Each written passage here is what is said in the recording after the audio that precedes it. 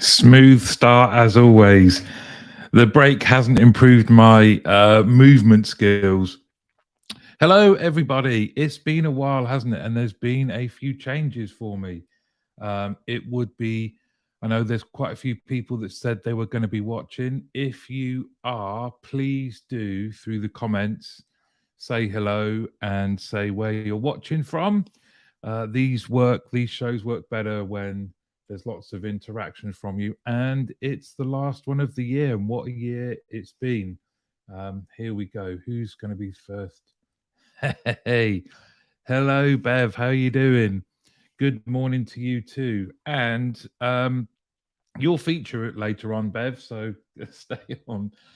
Uh, hey up, kid. How you, Pud? How you doing? It's good to see you. And hey, Martin. Hello, hello, hello. Oh, LinkedIn user. I wonder who that is. You're going to have to say. I could guess, but I don't want to. Right, a lot to get through. Um, I need to find out about the settings that people have. Hey, Martin. Good morning, everyone. Um, Feliz Navidad. Indeed. Is everyone feeling Christmassy? Hello, Danny, mate. How are you? Um, oh, good. Dan's here as well. Hey up, mate. It's Marco. Oh, Marco, how you doing? And we have Clayton, Paul. Oh, what a group of people. What a group of people. And hello, Beth. How are you? Right, let's get on. Let's involve you all because the first thing I wanted to go through was a question for you all. So the question is, what change would you like to see in our industry in 2023? And keep your thoughts coming throughout the show. I think this sort of time of year is always one that lends itself to reflection, doesn't it? And that is, we're coming to the end of the year. What a year it's been. I think we've done great as an industry, to be honest. But if we're honest with ourselves, there's always more that we can do. What would you like to see change in the contact center industry in 2023?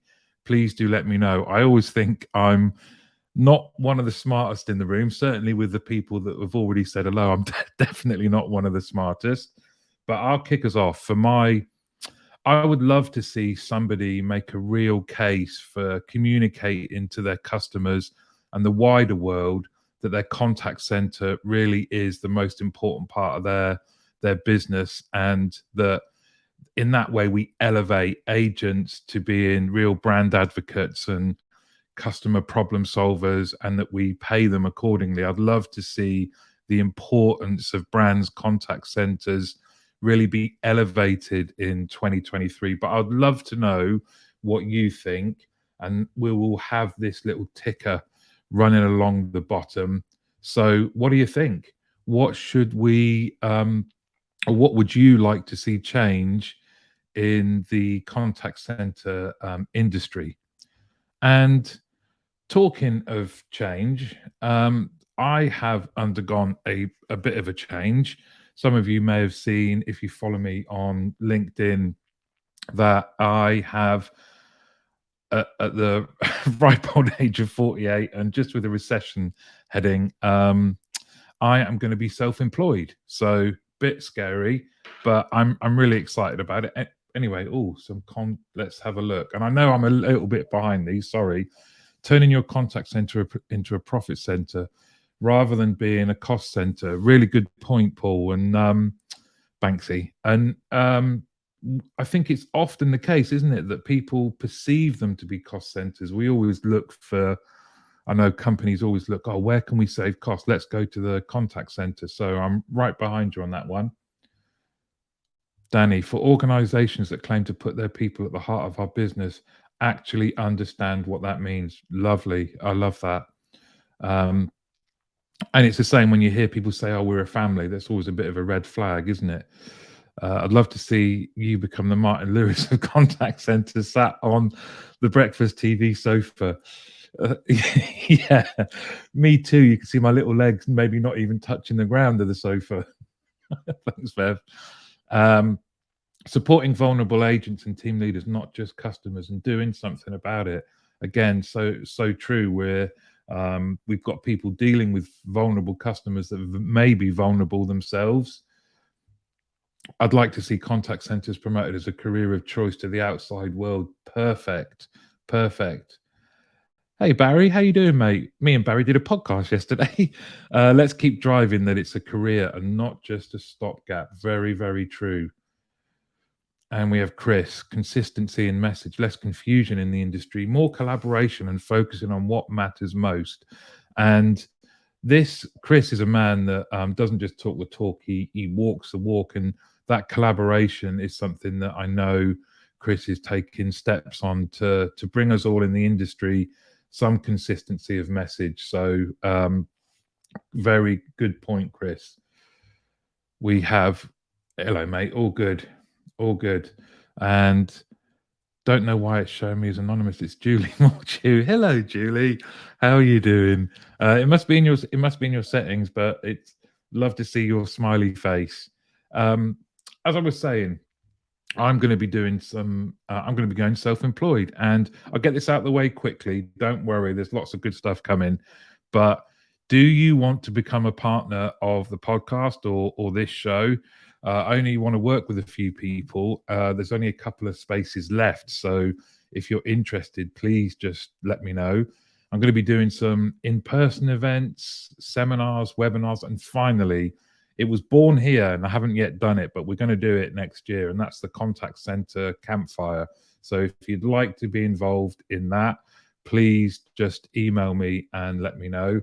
And I'm also going to be doing training and consultancy, so operational team training, full contact center operations, all of that kind of stuff. If you don't mind me wandering around your contact center, please do let me know. And Danny is the font of all knowledge on LinkedIn, more knowledge than me. It's a privacy setting on your account, Julie, so hopefully you can sort that out. So yes, I am going to be doing that. I've had moments on the dog walk with Hugo where I've thought, what the hell am I doing? But I'm excited about the future. Plus all of these kind of get out of wrap things. There's going to be something I'll be doing with team leaders as well. And I'll mention that just briefly later. Danny will bring the marshmallows. Good. I'm going to hold you to that. One of the things that I do on this show is people to follow. And I would recommend, if you're not followed, to all of the people that are watching or in the comments, I have been better off this year by knowing you all. So if you're not following each other, please do. But and I don't know if these guys are watching, but these are some contact center professionals, contact center managers that I'm going to leave on the screen. Please do connect and follow with them. That's Maya Lodia, and Maya is based around Leicestershire. Please correct me if any of these are wrong, guys. Joe Potter is East Northamptonshire. Emma is Newcastle. Angela is Glasgow. Andrea is Kingston upon Thames, and Dan is in Rugby. The reason I am referencing their locations is all 6 of them are currently looking for new positions. These are contact center professionals with great skills, great experience, and by all of us coming together, then hopefully we could help them in the new year get to positions, get into new contact centers, and those contact centers will definitely benefit from having these guys in their center. Thank you, Martin. All connections are most welcome. That's the way we do it, isn't it? And Banksy, thank you very much for dropping people's profiles in there for everyone else to connect with.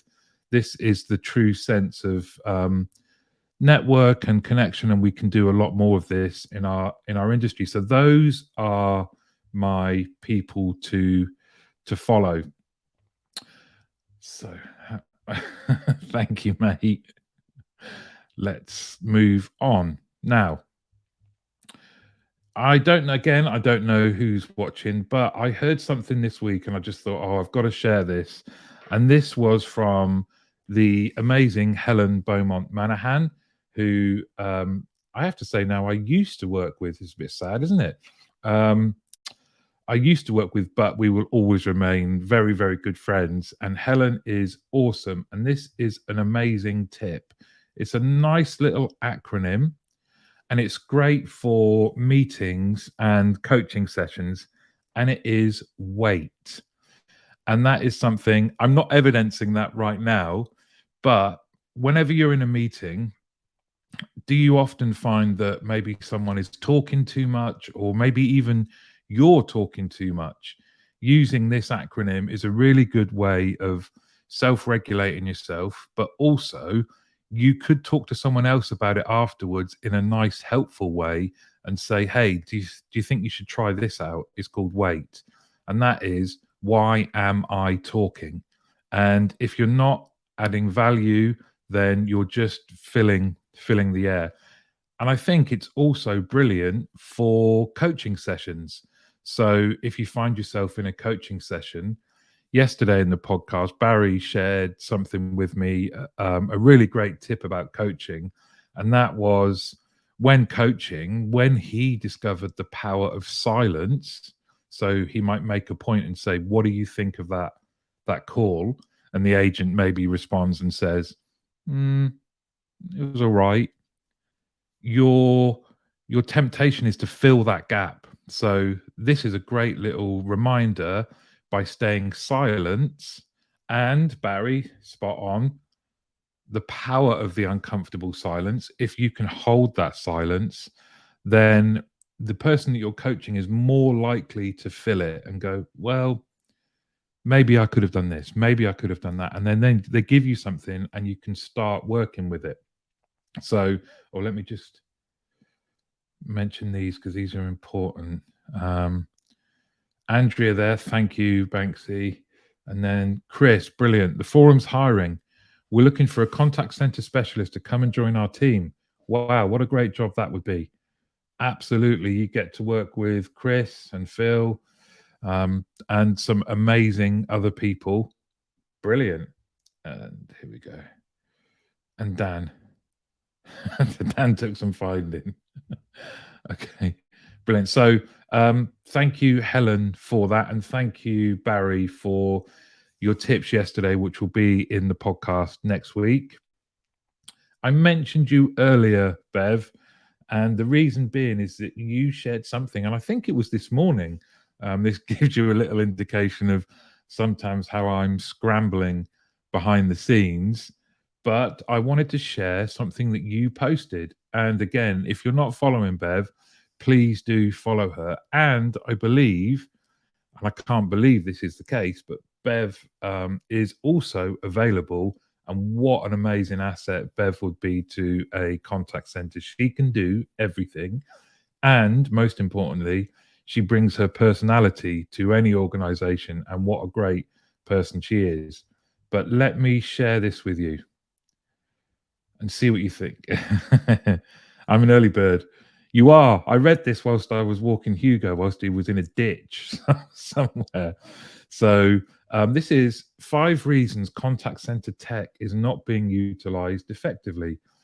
Those using the tool didn't choose the tool. Now, as someone who has always been in operations up until doing all of this kind of nonsense, I 100% agree with that first point. And this was a study done by Avocado 55. Bev can tell you more about the article if you want to speak to her. But they surveyed loads of people and they found that these were the 5 main reasons that all of the great tech we sometimes have isn't being used effectively. And those are: the people using the tool didn't choose the tool. And how many of us have been in that position where you might even be in quite a senior position in operations and all of a sudden you are bestowed some amazing tech and you are asked to suddenly get up to speed with it and start using it tomorrow. And guess what? It doesn't quite work. We get there, don't we? But we probably don't utilize it effectively. Lack of awareness about the capabilities. And I know from my time at BPA, we would often go into centers that actually had speech analytics and things like that. They had the kit. They didn't need us. They just didn't know how to use it. So the people selling it to them maybe had priced themselves out of professional services and left. And I used to use the analogy, it's like you've got a pilot who's used to flying a little Sopwith Camel, little single propeller plane. You suddenly give them an F-16 and wonder why they're not flying it at the speed of sound. So that lack of awareness about the capabilities leads on to the next point: poor onboarding, outdated versions being used, and updates are not communicated. So I would love to know what you all think about that. Oh, shut up. You shut up. And very true, Danny. Somebody should snatch up Bev. Absolutely. But a really interesting article. It's on Bev's profile, and you could get to read it because I don't know about you guys, but all of those reasons I can relate to.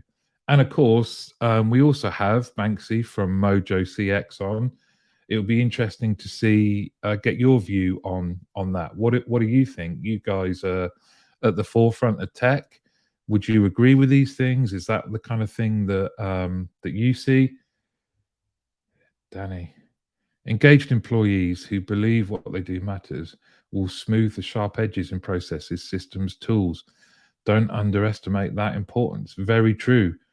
I guess the flip side of this, Danny, isn't it? That is that things that do think systems that are implemented effectively, front and center of that is because they've engaged with the necessary people very, very early on.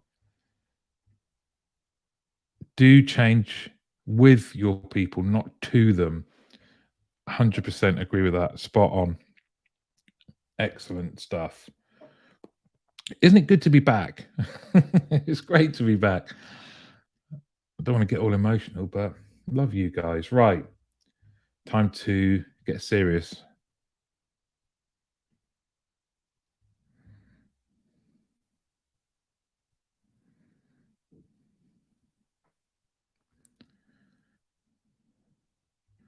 So, welcome to the news. I wanted to share this with you. How do I remove myself so you can see that completely? There we go.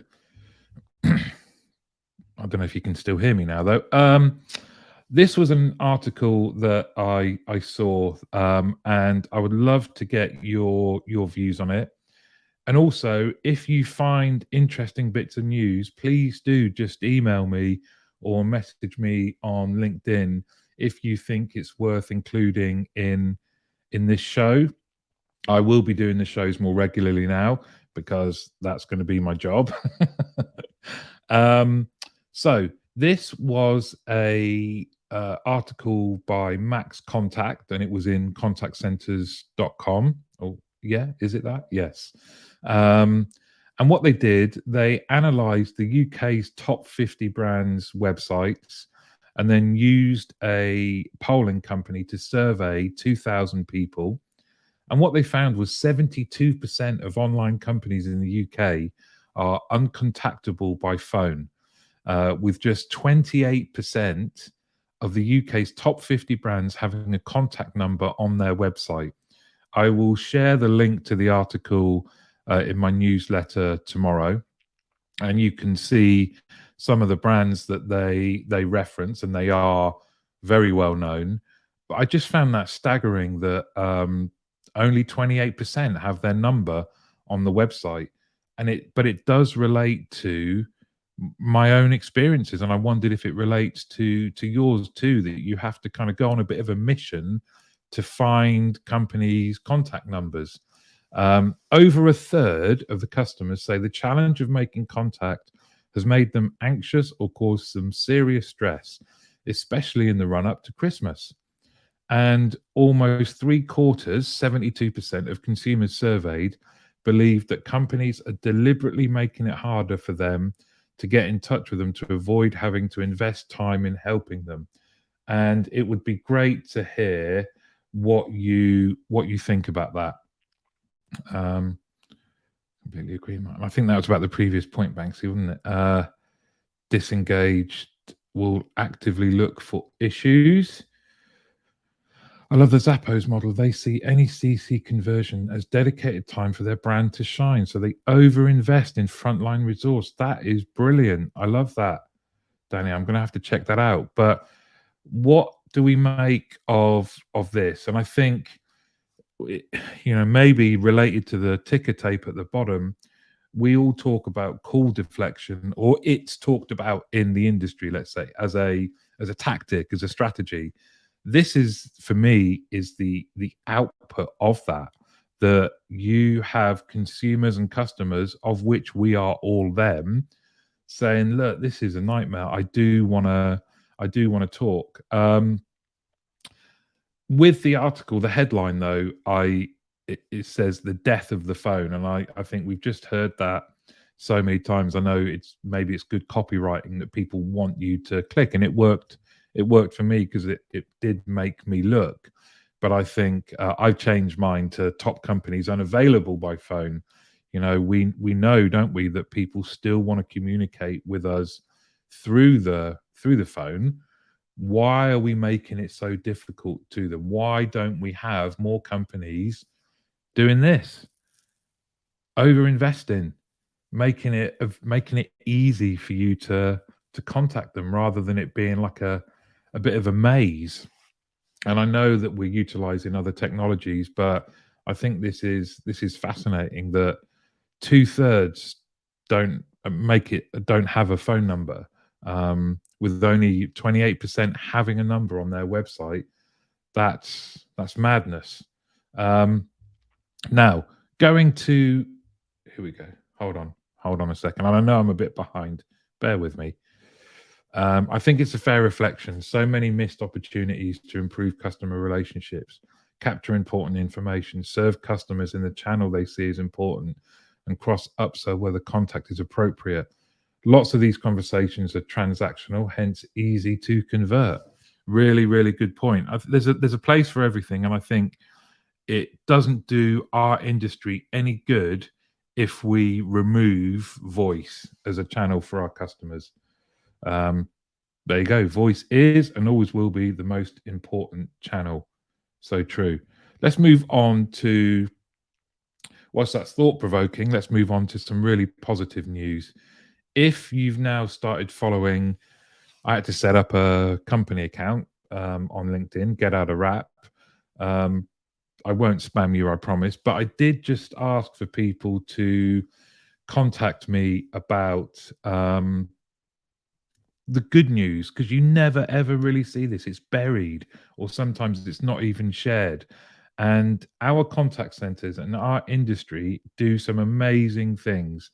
I've been lucky enough to be a judge at some awards, and the category I love the most is the community ones, about giving something back, about the things that contact centers do. And I just wanted to find something here, and well done to Sigma Connected.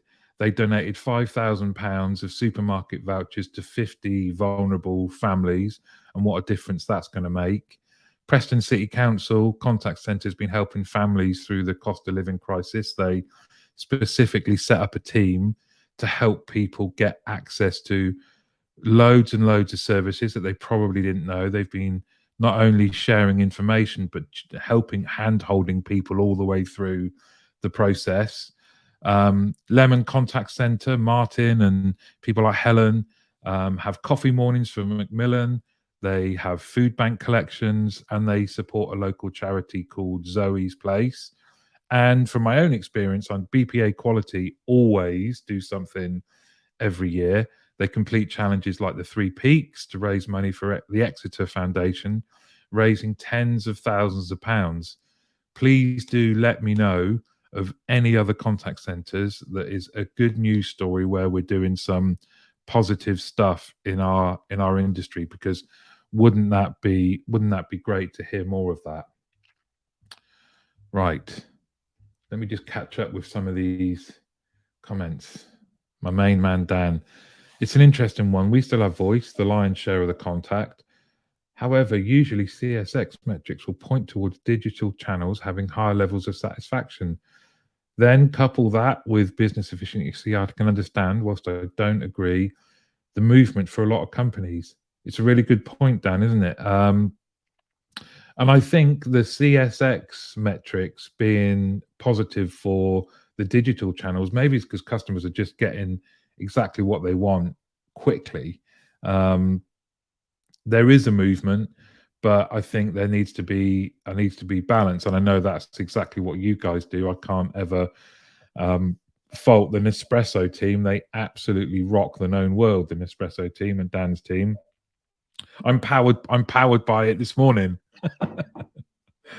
um, do you really question? I'd like to see a recognition of the power of human to human contact as a lifeblood of contact centers. And that is for the ticker tape question. Yes, lovely phraseology. Here he is. Here's Clayton. Voice has the way of making an experience memorable. So true. Clayton's going to appear later. And if you haven't already, I've signed up for it. Clayton is doing a webinar in January. Check out his LinkedIn profile and get on that. It's all about leadership. Plus, you see his little smiling face. Look at him. Who, Danny? The big boys are spending a fortune on SEO to become search results for their competitors, knowing their customers are frustrated with their inability to contact them. There we go, isn't it? It's the free market and seizing opportunities when you see them, and that news story does show that there's an opportunity. Hey Roman, how are you doing? I am good, and I hope you are too, my friend. But also going back to a change for 2023, we should all be a bit more agnostic. Voice or another doesn't need to be king or otherwise. Just find the best way to serve customers. Things change. Let's move with the times. Absolutely. And I think it's an underutilized area to attract talent. You know, we all know that we're struggling a little bit to attract talent. We should be talking more about the fact that they can be at the forefront of using great technology, right? So why don't we talk to people more about having access to and being involved in projects that use great technology and deliver it for customers? Actual real achievements, not we answered 82% of calls within 20 seconds. Yeah, I think a lot of us have all been brought up with those kind of things drummed into us, haven't we, Danny? It's about the way we make people feel, and this includes our customers. And I know Barry absolutely lives that Mayu Angelio quote. People won't remember what you say, but they'll remember how you made them feel. And that's something that is at kind of the forefront of the good of our industry, and maybe something that we should remember far more. Love Clayton. He's a man that's easy to love, isn't he, Clayton?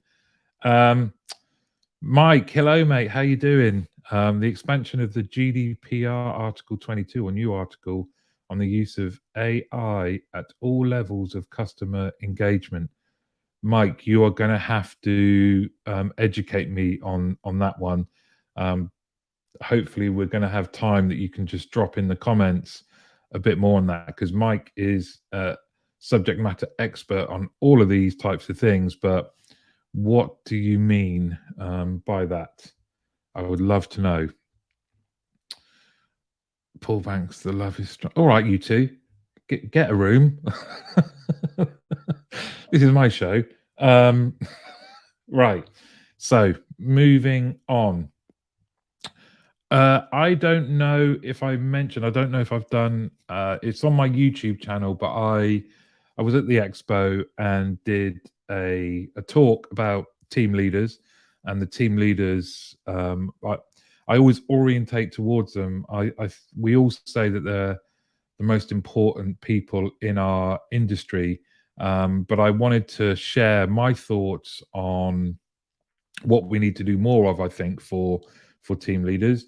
I'm not sure if it was a speech or a rant, but I kind of just got on the stage for. I was up and gone in about 20 minutes. There was like 10 minutes left at the end, but I just wanted to share a couple of things that were the more thought-provoking slides. Hang on. Article 22 refers to the automatic decision making or profiling of customers through AI or all channels, Mike. Yeah. Thank you. Thank you very much. Let me just show you this. So, emotional intelligence. I think what I said here is if you've only got one thing to train into your team leaders, then it should be emotional intelligence. And I think it's something that is talked about a lot on LinkedIn and in all of our circles, which is brilliant. But I just wondered if we actually knew the four component parts, and those are self awareness, self management, social awareness, and relationship management. I certainly, although this was a long, long time ago with slate and chalk, but I certainly wasn't trained in this. And if I can just remove myself, you can see the Harvard Business School study is fascinating. It showed that if you train people on technical skills and a basic level of knowledge, the determining factor between those that are good and those that are just okay, 90% of it is their emotional intelligence levels. So the high performers in 90% of the time had higher emotional intelligence. And I just wanted to kind of have a bit of a rallying call to say let's start training this into our team leaders as the first thing that we do. Um, some other stuff here as well. Oh, I might have gone on one. Yeah, here we go. Did you know, in terms of comparison, these are the types of companies, maybe less so the army, but these are the type of areas where we're losing people. And if you just have a look at how much training they offer in comparison, and going to lead people, leading 15 other human beings. In the army, it's 3 years, and that's just to get to Lance Corporal. In Tesco's, it's 1 to 2 years with a minimum 6-month training program. And McDonald's, it is 2 years before you are allowed to lead people. Now, I'm not saying that we should match these timeframes, because actually it could be a real positive that we tell people you can become leaders far, far quicker. But I do think we need to give people more than a week, a month, a couple of days in some instances before we ask them to lead. The other one that I found in Contact Babel, this is the projected salary for team leaders in 2023. So what do you think about that? Does that seem like the right level? Do you think it is not enough? Too much? I'd love to know what you think. Let me just catch up on some comments. Lots of people talk about EQ and how important it is. Few businesses and leaders within understand how to level it up for their teams. That's true, Banksy. And the reason I added those four things is even just understanding the four component parts, a lot of people wouldn't be able to do that. I've only seen 2 or 3 leaders in 20 years who have done this for me. Really good point. And another one, as Darren Arnold pointed out on my show last week, team leaders are at the very beginning of their career as a leader, have the least amount of experience and the highest headcount to lead. So true. And when you think about the time that we are investing in them to be able to lead, it does pale when you look at how long people are being given to train prior to leading in other industries. And then the other thing that I wanted to check in with you is I always told my team leaders when I managed them, I wanted 70% of their time to be coaching, preparing for coaching, or just being with their team. And I would love to know what you think of that percentage. Now, if I can understand my emotions and how they make me react, then it can help me understand how others may be feeling and help me understand how they might react and how to help listen and hear them. And I know if you listen to our podcast next week, you'll get to hear from Barry just how much of an exponent and proponent of EQ he is, and also what an expert he is in training into his team leaders emotional intelligence. So thank you for that, Barry. There we go. For me, that figure represents an early experienced team leader. Many companies will pay circa 35k for an experienced team leader, and that relates to this. So yeah, interesting. What should the level be? Barry Cooper and how to take the emotion out of the conversation. Great point. So what do we think about the 70%? Is that too much? Not enough? Is it unrealistic? For me, that would be the challenge I set my team leaders. 70% of their time should be directly with their team. I never wanted to see them head down doing admin. So I would love to know what you think. This has been a great conversation. Thank you, everybody. Do we really develop leaders, or are we looking for someone to simply babysit a number? Yeah. Advisor to TM is a big jump that needs more investment. And I know, Danny, you were there at the expo, and that was kind of my the theme of the talk, wasn't it? Is that we do need more investment. We need to prepare people. It shouldn't be like a Hunger Games that you survive and you learn and you become a good leader. But how many people do not make it because we haven't invested in them enough? So I mentioned the podcast. He's been mentioned earlier because there's a bit of a love-in, but let me just tell you what's coming up. Tomorrow, in fact, Clayton, you are on. So in the podcast, Clayton's episode is out tomorrow. It's great if you want to know about leadership and all things related to leadership, and also Clayton. We had a lot of fun. You can see, like I've mentioned, his smiling face, but we genuinely had a lot of fun. That drops tomorrow, so please do have a listen. Hopefully, as well, you'll see some changes in the podcast that make it a bit of an easier listen. It's never been about the guests, but just the audio and how I break it up. And then I got the gang back together.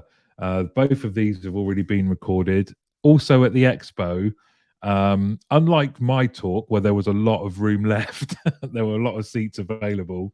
The panel that kicked off day one, I was very lucky to host some experts. That is Sandria Morgan, Dan Fretwell, and James Revell.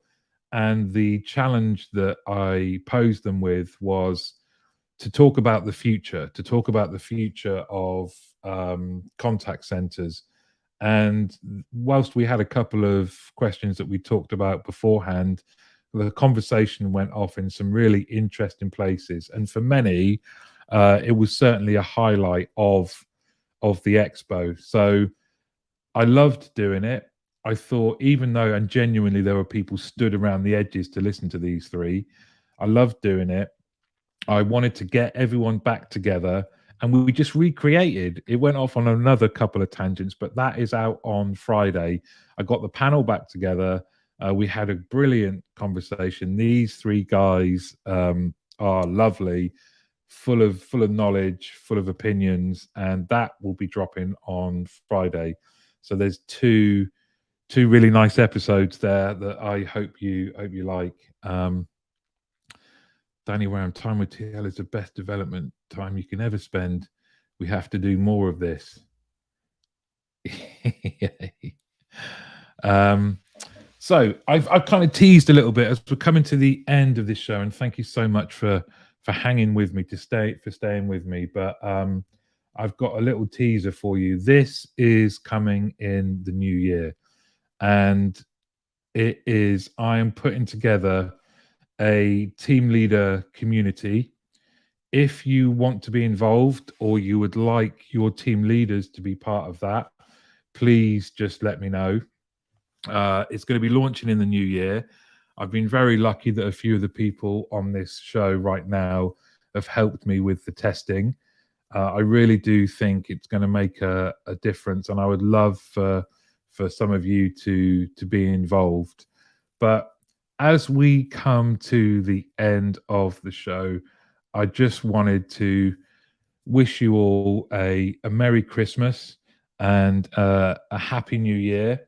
The next show will be in the new year, but from me and Hugo, who hasn't made an appearance today.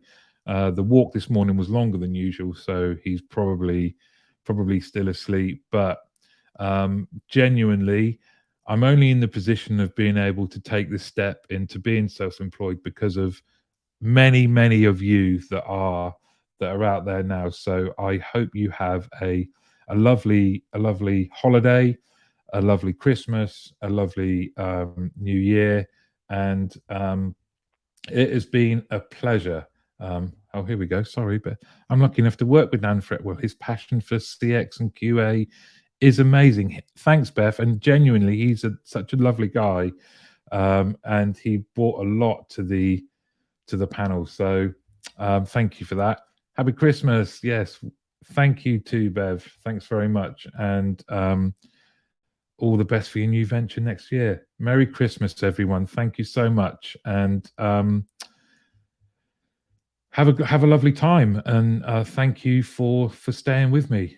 I'll wait one more comment. Merry Christmas. Oh, Martin, keep doing your thing. I will. Hopefully I'll get paid for it. Otherwise we're in trouble. Merry Christmas, Happy New Year, and all. Hope you have a great break. Look forward to 2023. Exactly. We've done well this year as an industry. Let's make it even better in 2023. Thanks, Banksy. And goodbye, everybody. Goodbye.